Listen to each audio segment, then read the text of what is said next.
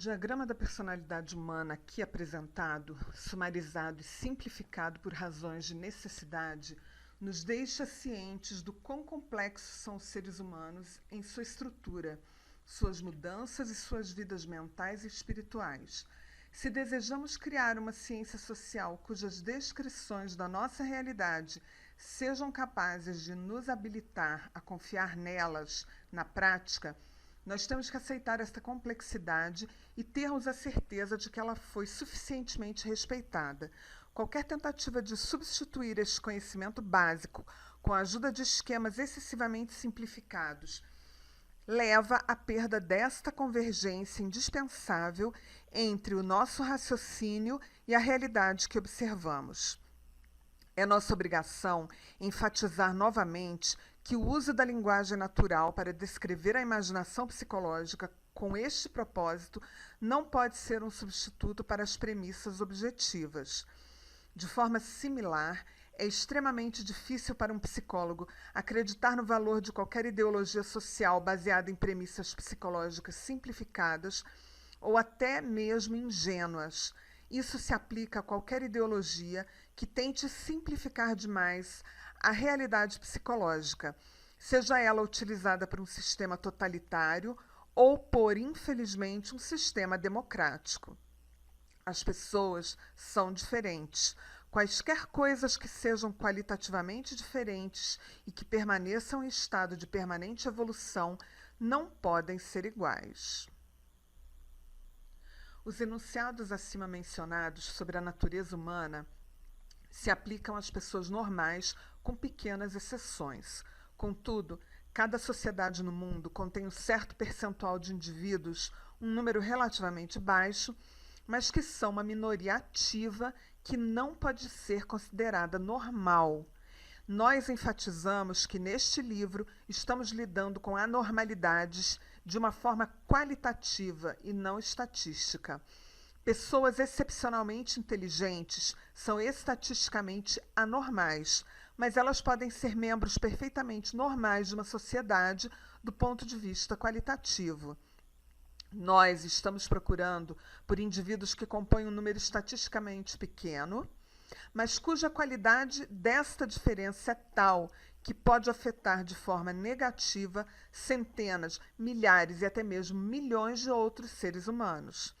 Os indivíduos que desejamos considerar são pessoas que revelam um fenômeno mórbido e nas quais podem ser observados desvios mentais e anomalias de vários tipos e intensidades. Muitas dessas pessoas são direcionadas pelas ansiedades internas.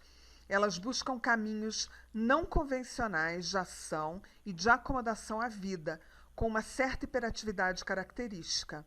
Em alguns casos, tal atividade pode ser pioneira e criativa, o que garante a tolerância da sociedade para alguns desses indivíduos. Alguns psiquiatras, especialmente os alemães, enaltecem tais pessoas como sendo portadoras de inspiração principal para o desenvolvimento da civilização. Esta é uma visão unilateral desastrosa da realidade. Os leigos no campo da psicopatologia frequentemente têm a impressão que tais pessoas representam alguns talentos extraordinários. Esta mesma ciência, contudo, explica que a hiperatividade destes indivíduos e a sensação de serem excepcionais são derivados do seu impulso para compensar a sensação de alguma deficiência.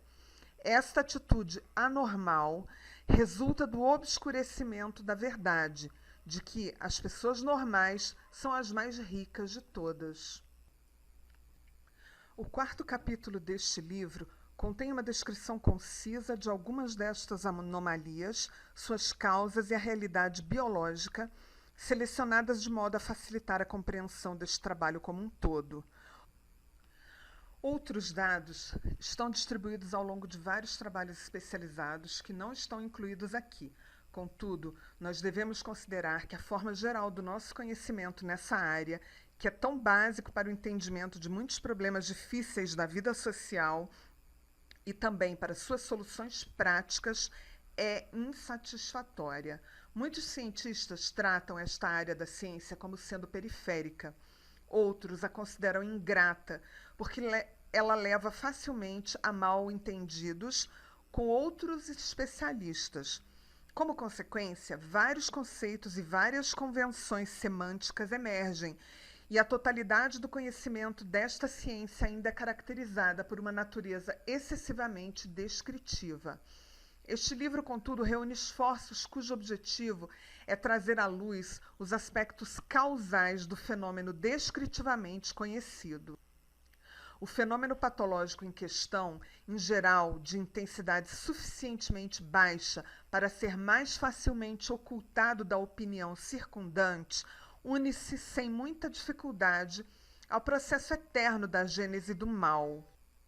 Mais à frente neste livro, nós iremos aprender que estes fatores patológicos tornam-se componentes indispensáveis em uma síntese que resulta no sofrimento humano em grande escala e que rastrear suas atividades por meio do controle científico e da conscientização social pode se tornar uma arma efetiva contra o mal.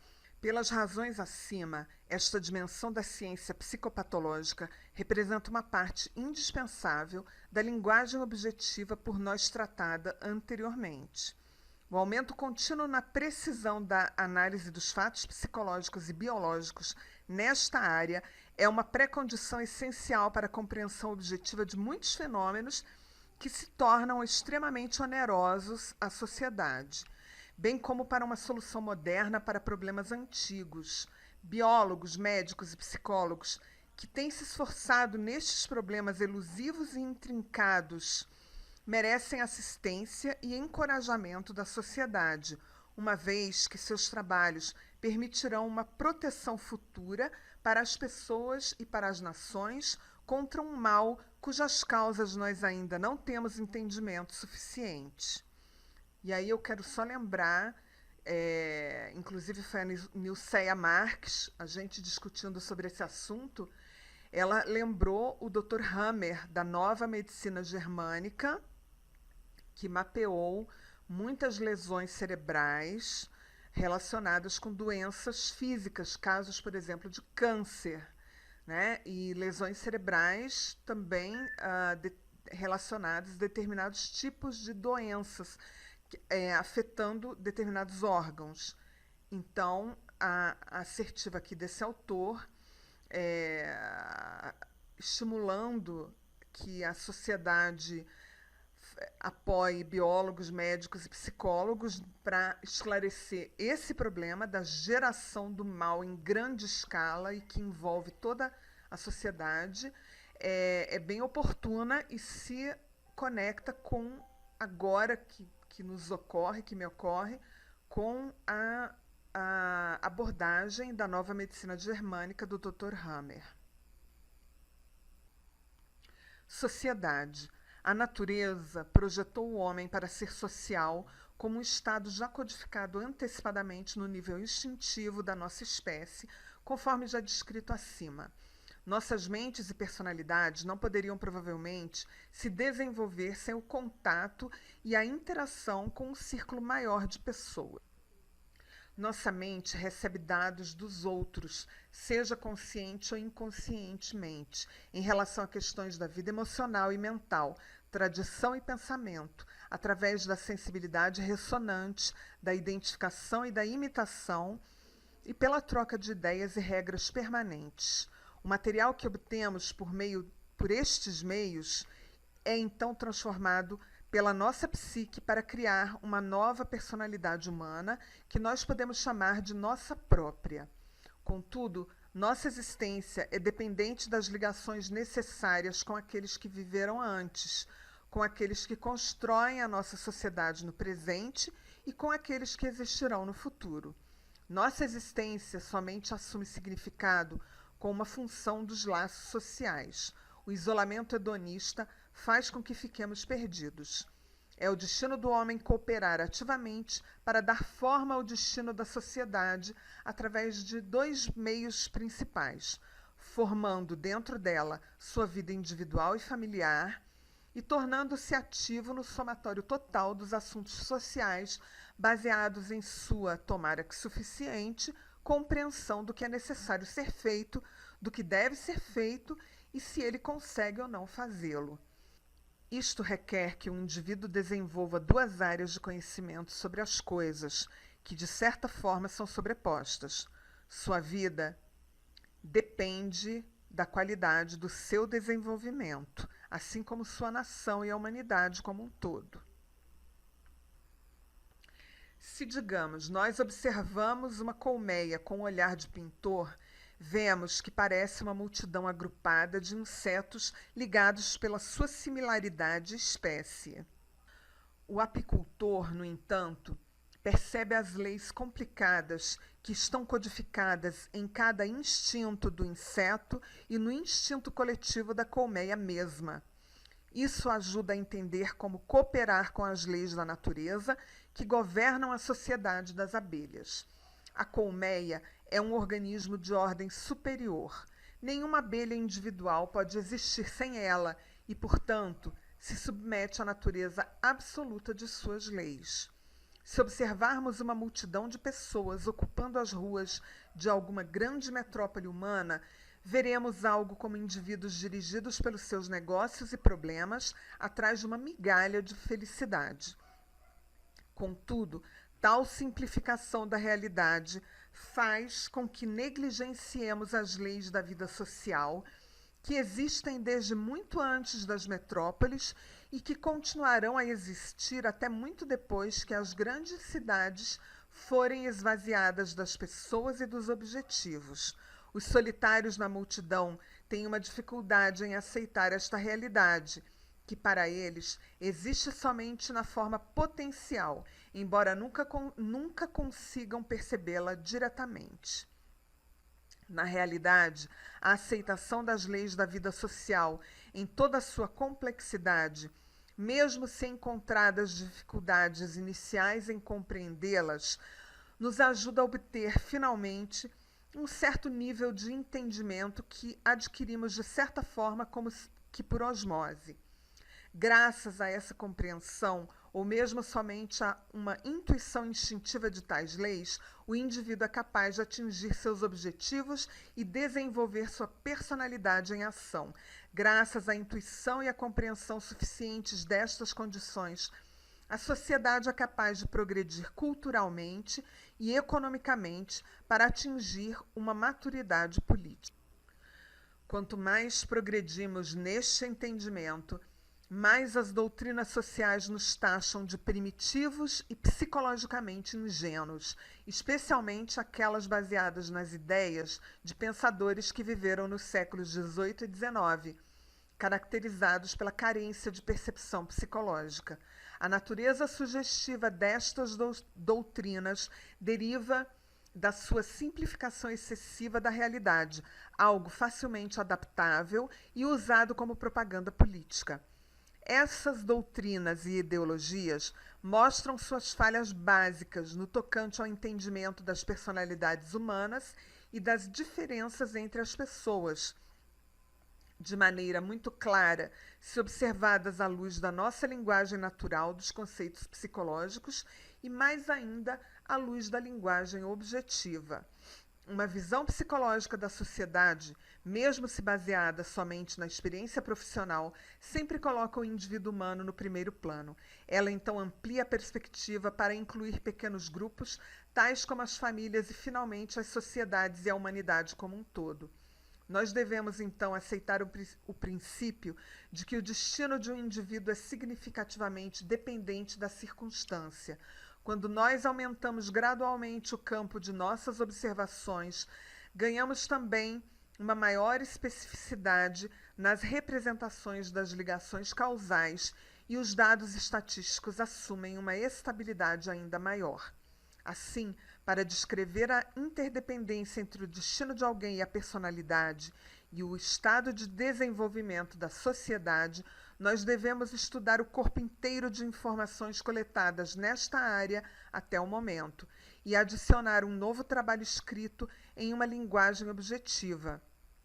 Aqui eu devo dar somente alguns poucos exemplos de tais raciocínios para abrir a porta para outras questões apresentadas nos capítulos posteriores.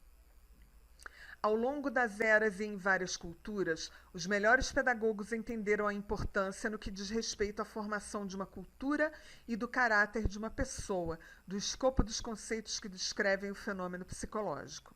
A qualidade e a riqueza dos conceitos e da terminologia de domínio do indivíduo e da sociedade, assim como o grau com que se aproximam de uma visão de mundo objetiva, condicionam o desenvolvimento de nossas atitudes morais e sociais. A correção do nosso entendimento de nós mesmos e dos outros caracteriza os componentes que condicionam nossas decisões e escolhas, sejam elas mundanas ou importantes, em nossas vidas privadas e em nossas atividades sociais.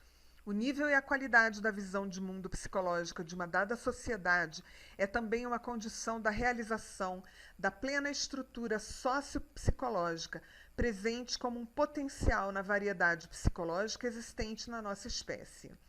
Somente quando podemos entender uma pessoa em relação aos seus conteúdos internos reais e não a algum rótulo externo substituto, nós podemos ajudá-la ao longo do seu caminho para se ajustar adequadamente à vida social, o que seria uma vantagem para ela e também auxiliaria na criação de uma estrutura criativa e estável da sociedade.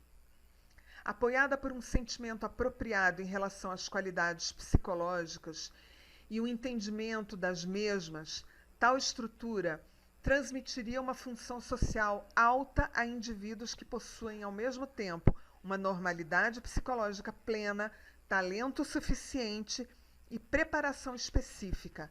A inteligência coletiva básica das massas, então, os respeitaria e os apoiaria.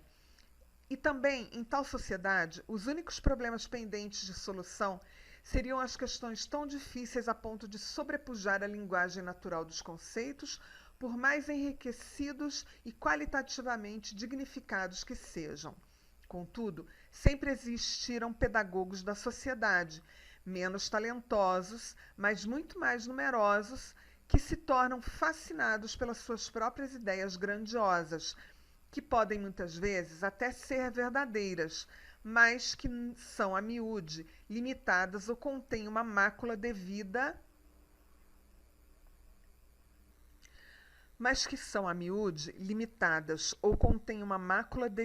de alguns processos de pensamento patológicos encobertos.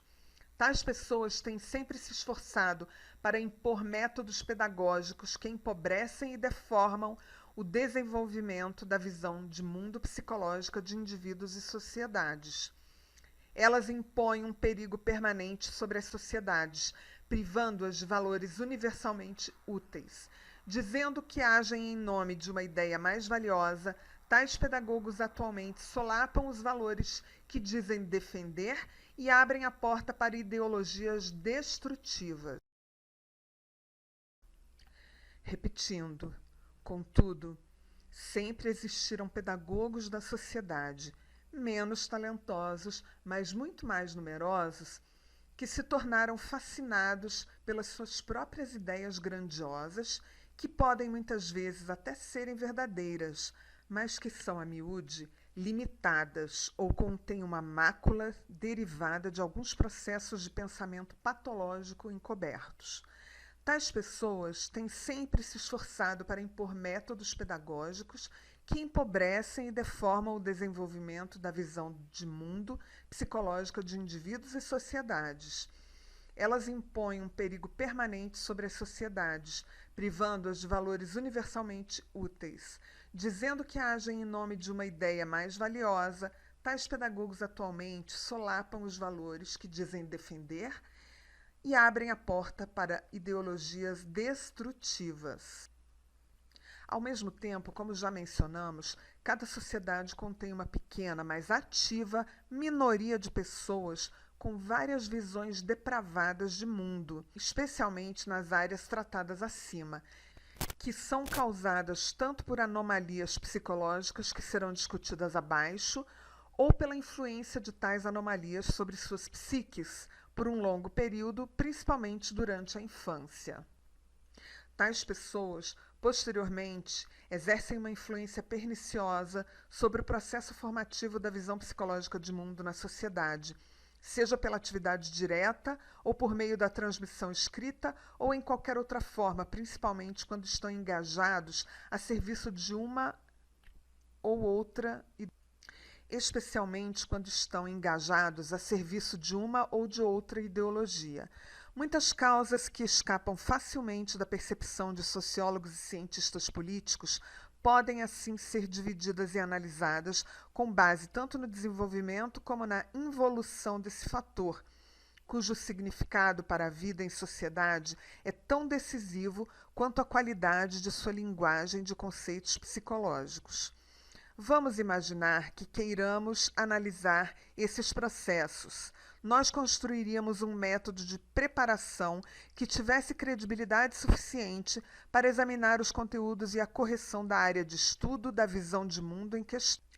Depois de submeter os grupos representativos apropriados a tais testes, nós então obteríamos indicadores da habilidade desta sociedade particular em entender os fenômenos psicológicos e as suas dependências dentro de seu país e em outras nações. Isso constituiria simultaneamente os indicadores básicos dos talentos de uma dada sociedade para o autogoverno e para o progresso, bem como sua habilidade para levar adiante uma política internacional razoável. Tais testes poderiam fornecer um sistema de alerta antecipado se tais habilidades estivessem a ponto de se deteriorar. E, neste caso, seria apropriado utilizar o esforço devido no campo da pedagogia social. Em casos extremos, pode ser adequado para aqueles países que estão avaliando o problema tomar uma ação corretiva mais direta e mesmo isolar o país deteriorado até que as correções apropriadas estejam em curso. Introduzamos um outro exemplo de natureza análoga. O desenvolvimento de dons, habilidades, pensamento realista e visão de mundo psicológica e natural de um ser humano adulto será otimizado quando o nível e a qualidade de sua educação e as demandas de sua prática profissional corresponderem aos seus talentos individuais. Obter tal posição concede a ele vantagens pessoais, materiais e morais. Ao mesmo tempo, a sociedade como um todo também colhe benefícios. Tal pessoa, então, perceberia isso como justiça social em relação a si mesma. Se várias circunstâncias são combinadas, incluindo a visão psicológica de mundo deficiente de uma dada sociedade, os indivíduos são forçados a exercer funções em que não fazem uso total dos seus talentos. Quando isso acontece, a produtividade dessa pessoa não é melhor e, às vezes, é até pior que a do trabalhador com talentos satisfatórios. Tal indivíduo se sente então traído e inundado de dúvidas que podem impedi-lo de atingir a autorrealização. Seus pensamentos desviam-se das suas dúvidas para um mundo de fantasia ou para assuntos que são de maior interesse para ele. No seu mundo de devaneios, ele é o que deveria e o que merece ser. Tal pessoa sempre sabe se o seu ajustamento social ou profissional tomou uma direção descendente. Ao mesmo tempo, contudo, se ela falha em desenvolver uma capacidade crítica saudável em relação aos limites superiores dos seus próprios talentos, seus devaneios podem entender uma visão de mundo injusto, onde tudo o que você necessita é poder. As ideias revolucionárias e radicais encontram um solo fértil entre tais pessoas em adaptações sociais descendentes. É do melhor interesse da sociedade corrigir tais condições, não somente para melhorar a produtividade, mas para evitar tragédias. Indivíduos de um outro tipo, por outro lado, podem atingir um posto importante por pertencerem a grupos ou organizações sociais privilegiadas que estão no poder, mesmo que seus talentos e habilidades não sejam suficientes para as suas obrigações, especialmente os problemas mais difíceis. Assim, tais pessoas evitam a problemática e dedicam-se a assuntos menores de forma quase ostentosa. Um componente histriônico aparece em sua conduta e os testes indicam que sua correção de raciocínio se deteriora progressivamente após alguns poucos anos dignos de tais atividades. Frente a pressões crescentes para executar as atividades em nível inatingível para elas, e com medo de serem descobertas como incompetentes, começam a direcionar ataques contra qualquer um com talentos e habilidades melhores, removendo estas pessoas dos cargos devidos e desempenhando um papel ativo na degradação de seus ajustamentos profissionais e sociais. Isso, é claro, gera um sentimento de injustiça e pode levar a problemas do indivíduo que teve uma adaptação descendente, como descrito acima. Pessoas com um ajustamento ascendente favorecem, assim, os chicoteadores e os governos totalitários que protegem suas posições.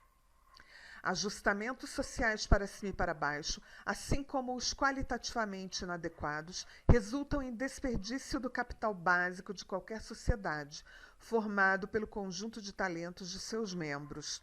Isso leva simultaneamente a um aumento de insatisfação e das tensões entre os indivíduos e os grupos sociais. Qualquer tentativa de abordagem sobre as problemáticas do talento humano e sua produtividade, como sendo um assunto puramente privado, deve, contudo, ser considerado perigosamente ingênuo.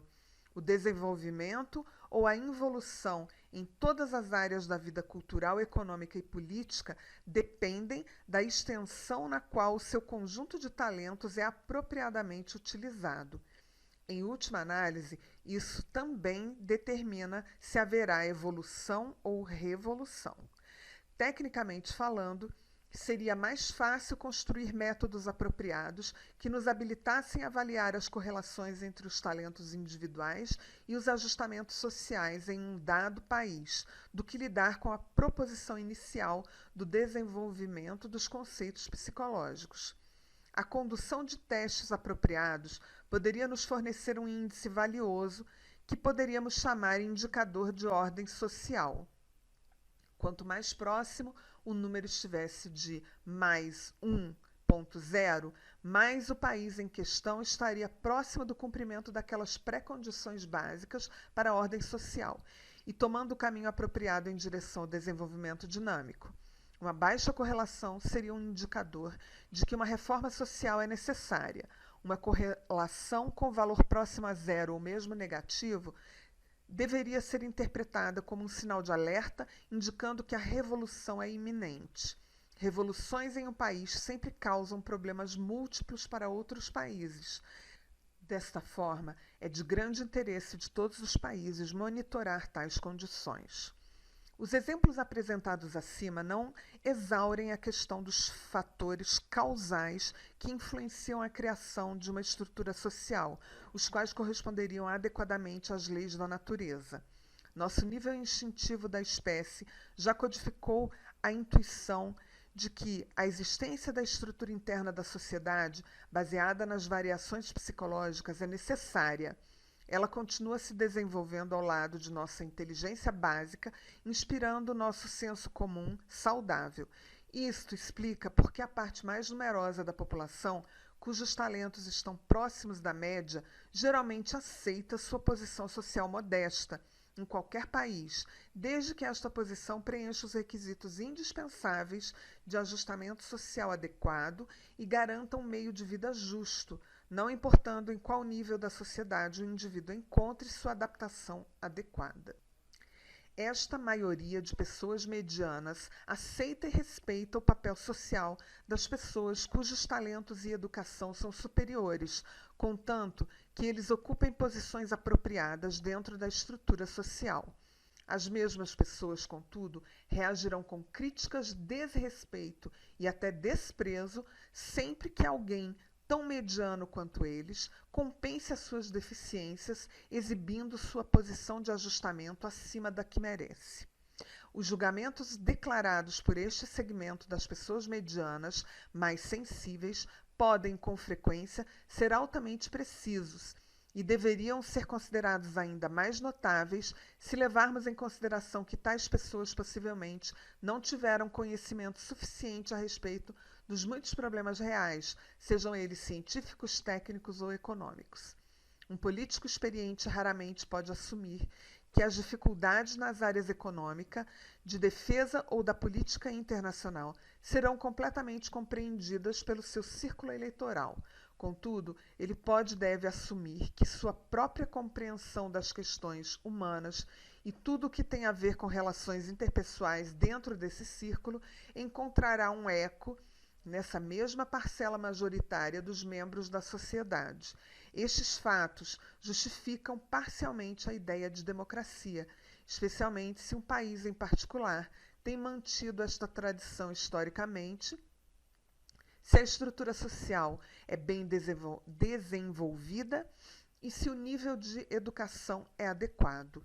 Todavia, eles não representam dados psicológicos suficientes para elevar a democracia ao nível de um critério moral em política. Uma democracia composta de indivíduos de conhecimento psicológico inadequado só pode degenerar. O mesmo político deve estar consciente do fato de que a sociedade contém pessoas que já carregam os resultados psicológicos de um desajustamento social. Alguns destes indivíduos tentam proteger suas posições para as quais suas habilidades não estão à altura, enquanto outros disputam a permissão para utilizar os seus talentos.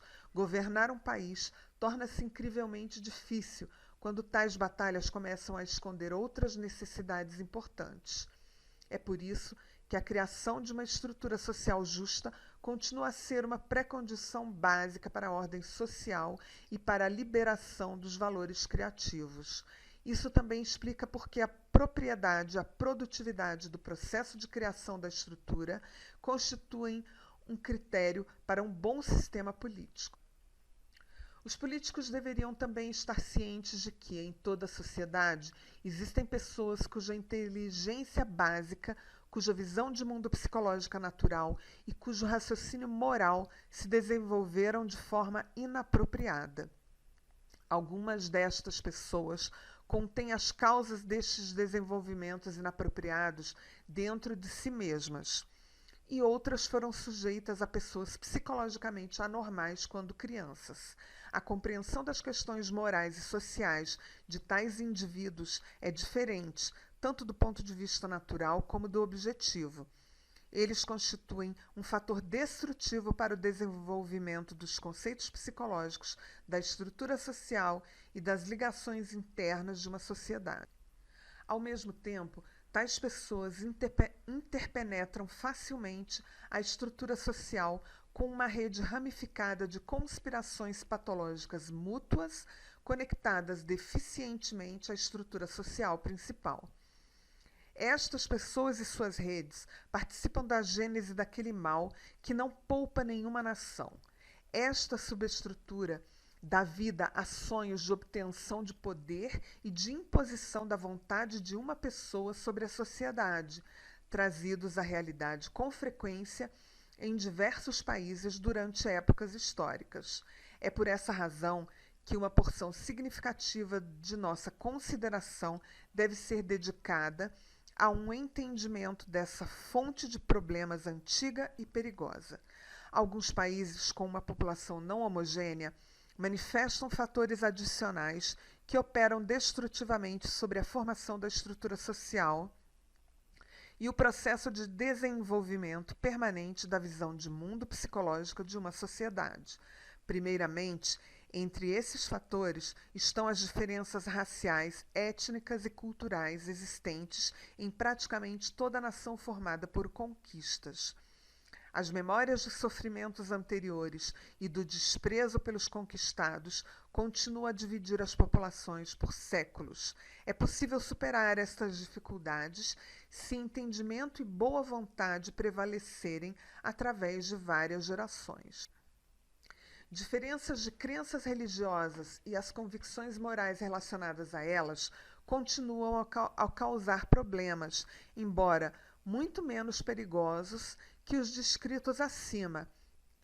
a menos que sejam agravadas por alguma doutrina de intolerância ou superioridade de uma fé sobre as outras. A criação da estrutura social, cujas ligações são patrióticas e esteja acima das religiões, tem, apesar de tudo, se mostrado possível. Todas estas dificuldades tornam-se extremamente destrutivas se um grupo social ou religioso, para manter sua doutrina, exige que sejam cedidas aos seus membros posições que estão, de fato, acima das verdadeiras capacidades destas pessoas. Uma estrutura social justa, composta por pessoas adaptadas individualmente, isto é, criativa e dinâmica como um todo, somente pode ser formada se esse processo estiver sujeito às suas leis naturais e não a doutrinas conceituais. Isso beneficia a sociedade como um todo, uma vez que cada indivíduo é capaz de encontrar seu próprio caminho para a autorrealização com a assistência da sociedade que compreende essas leis, os interesses individuais e o bem comum. Um obstáculo ao desenvolvimento da visão de mundo psicológica de uma sociedade, a construção de uma estrutura social saudável e a instituição de formas apropriadas de governar a nação parecem ser as populações enormes e as longas distâncias dos países gigantes. São precisamente estas nações que dão origem às maiores diferenças étnicas e culturais. Em uma vasta difusão de terra contendo centenas de milhões de pessoas, os indivíduos perdem o suporte de uma pátria familiar e sentem-se impotentes para exercer um efeito sobre os assuntos da alta política. A estrutura da sociedade se perde em espaços muito amplos. O que permanece são ligações estreitas, em geral familiares. Ao mesmo tempo, governar tal país cria seus próprios problemas não evitáveis.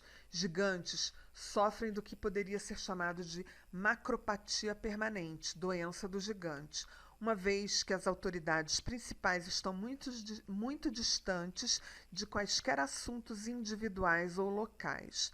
O sintoma principal é a proliferação de regulamentos requeridos para a administração.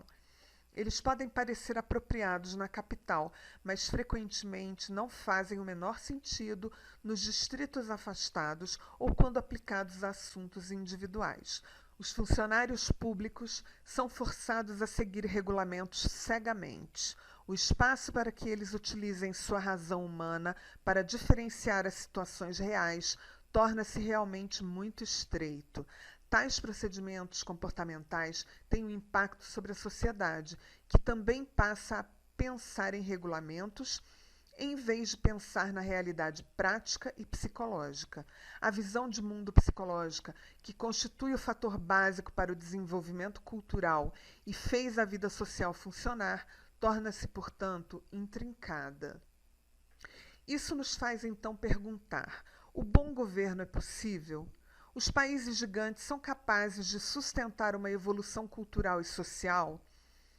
Pareceria, ao contrário, que os melhores candidatos para desenvolvimento são aqueles países cuja população está entre 10 e 20 milhões de habitantes, nos quais as ligações pessoais entre os próprios cidadãos e entre estes e as autoridades ainda protegem uma diferenciação psicológica correta e as relações naturais.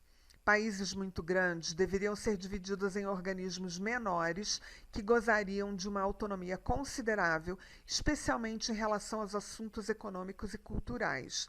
Eles poderiam proporcionar aos seus cidadãos um sentimento de pátria, dentro do qual suas personalidades poderiam se desenvolver e amadurecer. Se alguém me perguntar o que deveria ser feito para curar os Estados Unidos da América, um país que manifesta sintomas de macropatia, entre outras coisas, eu recomendaria subdividir esta vasta nação em 13 estados, exatamente como os originais, exceto que seriam proporcionalmente maiores e com limites mais naturais. A estes estados, então, deveria ser dada uma autonomia considerável. Isto proporcionaria aos cidadãos um sentimento de pátria, embora uma pátria menor, e liberaria as motivações de patriotismo local e de rivalidade entre tais estados. Isso facilitaria, por sua vez, as soluções para outros problemas de origens diferentes. A sociedade não é um organismo que subordina cada célula ao bem do todo, nem é uma colônia de insetos na qual o instinto coletivo age como um ditador. Contudo, também deveria ser evitado que fosse um compêndio de indivíduos egocêntricos ligados puramente pelos interesses econômicos e pela organização legal e formal. Qualquer sociedade é uma estrutura sociopsicológica formada por vários indivíduos cuja organização psicológica é a mais elevada e, portanto, mais diversificada. Uma parcela significativa da liberdade individual do homem deriva desse estado de coisas e subsiste em uma relação extremamente complicada entre as múltiplas dependências e obrigações psicológicas no tocante ao coletivo como um todo. Isolar o interesse pessoal de um indivíduo como se ele estivesse em guerra contra os interesses coletivos é pura especulação que simplifica radicalmente as condições reais ao invés de levar em consideração sua natureza complexa. Levantar questões baseadas em tais esquemas é logicamente falho, uma vez que contém sugestões errôneas. Na realidade, muitos interesses ostensivamente contraditórios, tais como interesses individuais versus coletivos, ou aqueles de vários grupos sociais e subestruturas, podem ser reconciliados se nós pudermos ser guiados por um entendimento suficientemente profundo sobre o bem do homem e da sociedade. E se pudermos superar a operação das emoções, bem como algumas doutrinas mais ou menos primitivas. Tal reconciliação, contudo, requer a transferência dos problemas humanos e sociais em questão para um nível mais elevado de entendimento e aceitação das leis naturais da vida. Neste nível, mesmo os problemas mais difíceis acabam tendo uma solução, uma vez que eles derivam invariavelmente das mesmas operações insidiosas dos fenômenos psicopatológicos. Nós devemos lidar com esta questão mais adiante, ao final deste livro. Uma colônia de insetos, não importa quão bem organizada socialmente, está condenada à extinção sempre que o seu instinto coletivo continuar a operar de acordo com um código psicogenético, apesar do significado biológico ter desaparecido. Por exemplo, se uma abelha rainha não realiza seu voo nupcial a tempo, porque o clima estava particularmente ruim, ela começa a colocar ovos não fertilizados que eclodirão em nada. As abelhas continuarão a defender sua rainha como requer seu instinto, e quando a última abelha morrer, a colônia toda será extinta. Neste ponto, somente uma autoridade superior, na forma de um apicultor, poderá salvar tal colmeia. Ele precisa encontrar e destruir a rainha estéril e introduzir uma rainha fértil e saudável dentro da colmeia, junto com algumas das abelhas operárias jovens. Junto com algumas das suas abelhas operárias jovens. É necessária uma rede para proteger por alguns dias tal rainha e suas operárias de serem picadas pelas abelhas leais à antiga rainha. Então, o instinto de colmeia aceita a nova rainha. O apicultor geralmente recebe algumas dolorosas ferroadas no processo. Da compreensão acima deriva a seguinte questão: a colmeia humana que habita o nosso globo é capaz de atingir uma compreensão suficiente do fenômeno patológico macrosocial que é tão perigoso, abominável e fascinante ao mesmo tempo, antes que seja tarde demais? No momento, nossos instintos individuais e coletivos e nossa visão de mundo moral e psicológica natural não podem fornecer todas as respostas para servir de base a medidas contrárias efetivas.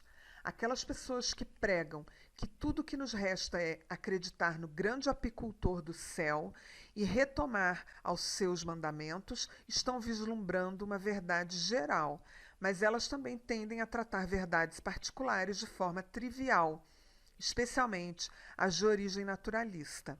É esta última que constitui a base para a compreensão dos fenômenos e visa a ação prática. As leis da natureza nos fizeram muito diferentes uns dos outros. Graças a essas características individuais, às circunstâncias de vida excepcionais e ao esforço científico, o homem alcançou algum domínio da arte de compreensão objetiva dos fenômenos do tipo acima mencionado, mas nós devemos ressaltar que isso ocorreu somente porque estava de acordo com as leis da natureza. Se as sociedades e seus indivíduos sábios são capazes de aceitar um entendimento objetivo dos fenômenos sociais e sociopatológicos, superando o emocionalismo e o egotismo da visão de mundo natural para esse propósito, eles encontrarão um meio de ação baseados no entendimento da essência dos fenômenos. Então, ficará evidente que uma vacina ou um tratamento adequado podem ser encontrados para cada uma das doenças que atacam a Terra na forma de epidemias sociais maiores ou menores. Assim como um navegador que possui um mapa náutico preciso aprecia a maior liberdade de seleção do percurso e na manobra por entre as ilhas e baías, uma pessoa dotada de uma melhor compreensão de si mesma, das outras pessoas e das interdependências complexas da vida social, torna-se mais independente das circunstâncias diversas da vida e mais bem preparada para superar situações que são difíceis de entender. Ao mesmo tempo, este conhecimento aperfeiçoado torna o indivíduo mais responsável para aceitar seus deveres para com a sociedade e para subordinar-se à disciplina que surge como um corolário. Sociedades mais bem informadas também atingem uma ordem interna e critérios para os esforços coletivos. Este livro é dedicado a reforçar este conhecimento por meio de um entendimento naturalístico do fenômeno, algo compreendido até o momento somente por meio de categorias excessivamente moralistas da visão de mundo natural. Em uma perspectiva mais ampla, uma constante melhoria na compreensão das leis que governam a vida social e suas tréguas isoladas atípicas devem nos levar a refletir sobre as falhas e as deficiências daquelas doutrinas sociais abordadas até o momento, que são baseadas em um entendimento extremamente primitivo destas leis e fenômenos. A distância entre tais considerações e um melhor entendimento das operações destas dependências nos sistemas sociais prévios e existentes não é longa. O mesmo se aplica à crítica substantiva. Uma nova ideia está para surgir, baseada nesse entendimento cada vez mais profundo das leis naturais, a saber, a construção de um novo sistema social para as nações. Tal sistema seria melhor que qualquer um de seus antecessores. Sua construção é possível e necessária. Não é somente uma visão vaga e futurista. Afinal de contas, uma série inteira de países está dominada no momento por condições que destruíram as formas estruturais que funcionaram historicamente e as substituíram com sistemas inimigos do funcionamento criativo, sistemas que podem sobreviver somente por meio da força. Nós somos, então, confrontados com um grande projeto de construção que demanda um trabalho amplo e bem organizado. Quanto antes iniciarmos o trabalho, mais tempo teremos para levá-lo adiante.